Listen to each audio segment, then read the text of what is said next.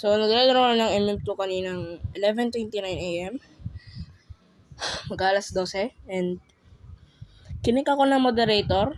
Roblox does not permit bullying or harassment toward community members. Kala ko kinik lang ako, pero naban ako ng isang araw. So, bukas pa ako mag-record.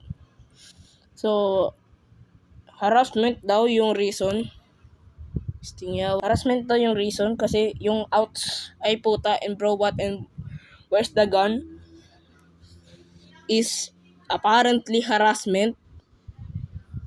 Yeah. So, hindi ko lang yun inintay kasi kaninang 6, maybe 6:10 or 6:15, nag-report ako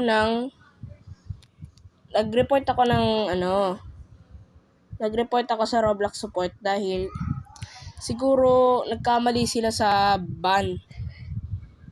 Tapos, ito yung sinabi nila.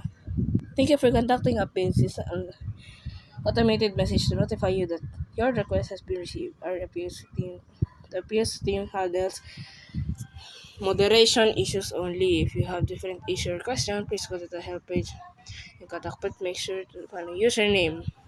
Brief statement regarding the reason for your appeal. Okay. Ito yung main. To protect our players' privacy, we can only discuss moderation actions and account details with the account owner. We may request that you verify ownership by writing to us down the original verified or billing email on the account. If you're not the owner or parent or guardian of the owner of the account that was moderated, please have them to write us directly. After 30 days, moderation actions against an account is ineligible for review. Please only send one message for each moderation action. Multiple messages about the same account or moderation may result to a delayed response and will not respond to further after a discussion has been made. Ginawa ko yan kanina kasi akala ko di na sa Roblox eh. Pangalawang send ko, gags. Oh my gosh, di ako makahinga. Tumakbo kasi ako kanina.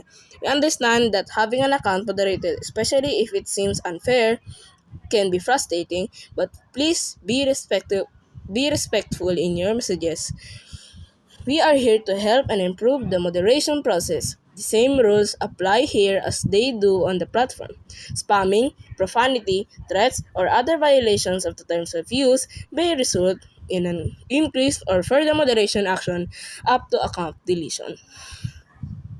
So, binasa ko na to kanina, and this letter is a warning dahil sa the same rules here as they do on the platform. Spamming, oh my gosh, profanity, threats, and other violations of the terms of use may result in an increased or further moderation action up to the account deletion. Yun yung warning, yung pinaka-warning. Assistance, please further contact here roblox.com searchable. Yung evidence kanina sabihin ako simula. So, hintayin na lang natin bukas. Siguro updating ko kayo. Hindi ko ma-update kasi makakalimutin ako eh. So, yeah. Kung di ako makapag-record bukas, update ko na lang kayo sa YouTube ulit. Magre-record na lang ulit ako. Kasi kinakabahan ako dun sa after 2 days, moderation actions against that account is ineligible for review. Please only send one message. Hindi! Wag pala kabahan yan kasi lang yun eh. Yeah, that's all. So yeah. Ito naman, Roblox is mapansin mo to siguro, and unban mo na ako bukas para makapag-record naman ako. Miss ko na mag-record, bro. Para lang rin to sa pera. Sa YouTube. So, please, Roblox. Notice. Kung ma-notice mo man to, pa Gmail, check ko yan. Ina-update ko yan lagi, ganyan, Yeah, yun yung new. Yung mga messages. So, yeah. Yun lang. Sana naman, pa-support naman sa comments. Sana di ako sana maan pa lang ako ni Roblox. Yun lang. Thank you guys for the support. Kahit Hindi ko naman nakikita sa Sige. Bye! See you bukas. Kung ano. Maan ba lang ako in... Saan yun? Tanda ko pa yun. Teka. Maan ba lang ako bukas? Hindi. Tama, bukas. Tuesday, May 6, 2025 at the same exact time of 11:29 a.m. Nagsiset ako ng alarm bukas.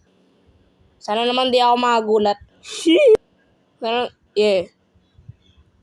Thank you, Roblox, for the lesson.